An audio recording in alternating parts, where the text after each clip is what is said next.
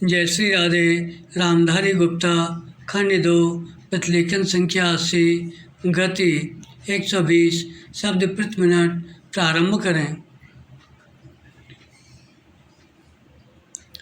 महोदय, इसमें उस शिक्षा को भी सम्मिलित किया जाना चाहिए जो प्रत्येक नागरिक को लोकतांत्रिक व्यवस्था का विवेकपूर्ण सदस्य बना दे। इसी समय से प्रौढ़ शिक्षा की अवधारणा में परिवर्तन हुआ और उसे समाज शिक्षा के नाम से पुकारा गया। 1949 में मैसूर में संपन्न ग्रामीण प्रौढ़ शिक्षा के यूनेस्को सेमिनार में तत्कालीन शिक्षा मंत्री ने समाज शिक्षा को स्पष्ट करते हुए कहा था, समाज शिक्षा से हमारा तात्पर्य है पूर्ण मानव की शिक्षा विराम। यह उसको साक्षरता प्रदान करेगी जिससे कि विश्व का ज्ञान उसे उपलब्ध हो सके विराम। यह उसको बताएगी वह अपने आप का वातावरण से अनुकूलन किस प्रकार करे एवं जिन प्राकृतिक दशाओं में वह निवास करता है उसका सर्वोत्तम प्रयोग किस प्रकार करे।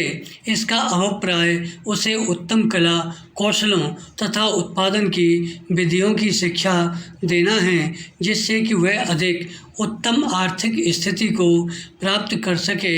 इसका उद्देश्य उसे व्यक्ति तथा समाज दोनों के लिए स्वास्थ्य विज्ञान के प्राथमिक सिद्धांतों की शिक्षा देना भी है जिससे हमारा गृहस्थ जीवन स्वस्थ तथा समृद्ध हो सके।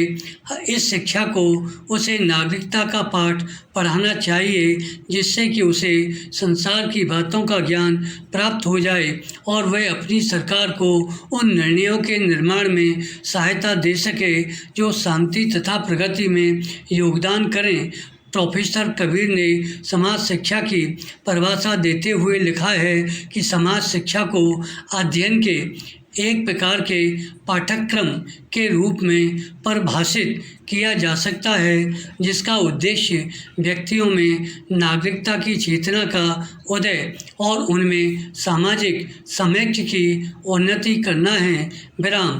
पैरा स्वाभाविक उपलक्ष्य के रूप में समाज शिक्षा व्यक्ति के व्यक्तिगत एवं समाज के सदस्य के रूप में नागरिकता के अधिकारों तथा कर्तव्यों की तीव्र भावना का समावेश करने का प्रयत्न करती है। अब आइए जरा गौर करें कि वर्तमान भारतीय परिवेश में प्रौढ़ शिक्षा या समाज शिक्षा प्रयास कितना सार्थक हुआ है।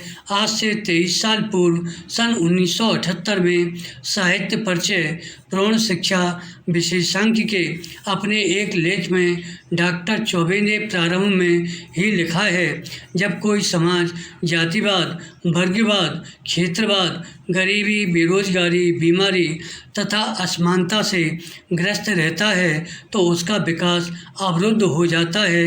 ऐसी यही ग्रस्तता आज हमारे समाज में हमारे क्रियाकलापों के विविध अंगों में परिलक्षित हो रही है। जब तक हम इस ग्रस्तता से मुक्त न होंगे तब तक हमारा विकास संभव नहीं होगा विराम। इस ग्रस्तता से दूर होने के लिए हमें अनेक उपाय करने होंगे।